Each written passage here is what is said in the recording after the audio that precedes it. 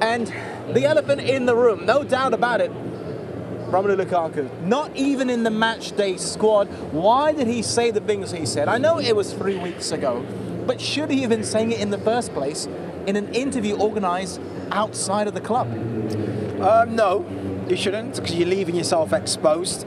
But we've all been there. We've all been frustrated when you're not playing, and you know your emotions take over, and you come out with a statement. Sometimes it could be a single word, and it gets blown out of proportion. At that time, you know, the feelings that you've got probably don't really relate to weeks coming into the game. So it's maybe been taken out of proportion, and he didn't mean it as the way it came out.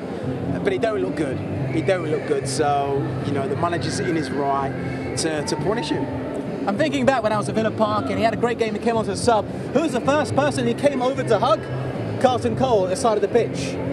I know he's your friend. I mean, we saw it. Of course, he's my pal. Look. At the end of the day, he shouldn't have said what he said. I think it was really disrespectful to Chelsea fans, anyone connected to Chelsea. But then I look at it from an emotional point of view. I've been there. We've been there, Jay. When you say things in emotions, I think he definitely, after he done it, he probably went home and thought about it and said, listen, I hope this don't come out and it's not been released yet, because now, 2 weeks or 3 weeks when it was released, not even released, it's only been released now, and he done that interview ages ago. You got to kind of look at it and think, do you know what? He was in an emotional place back then, and the way he's been since then is like, it's been two goals since he said that. Come on, he must be in a better place right now emotionally. I understand that, and I think this was conducted before he tested positive for COVID. He had just come back from injury. However, when you come out and say, I was expecting Barcelona, Real Madrid, or Bayern Munich to come and get me, that's not an emotional state at that point in time. He's reflecting on something from months ago. He's implying Chelsea were fourth choice for him. Yeah, I feel maybe that's what he wanted. That's what he's hoping for, and sometimes you're going to say things, but you've got to be careful how you say it and how it's going to proceed on the other side. And it doesn't look good, but again, it might be coming from a good place, but he's at Chelsea now, but my choices were, he's probably speaking the truth. Maybe he should have held back just a little bit and not speak so much of the truth.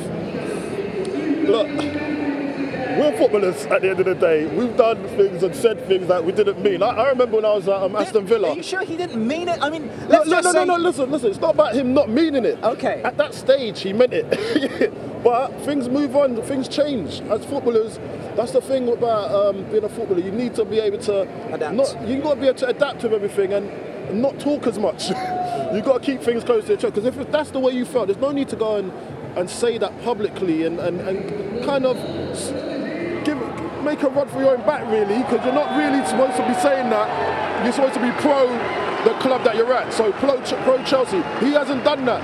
He's gone and done something way out of character, where I don't feel that he needed to do that. He was just at that point of his life, he wanted to say that. It's also interesting that he's got prior for this. You think back, he made some comments about Everton and their aspirations, which is why he left the club. He also spoke about Manchester United, one of the biggest clubs in the world as well, and how he was unhappy there. And someone else as crucial in the conversation as Romelu Lukaku for this will be Thomas Tuchel.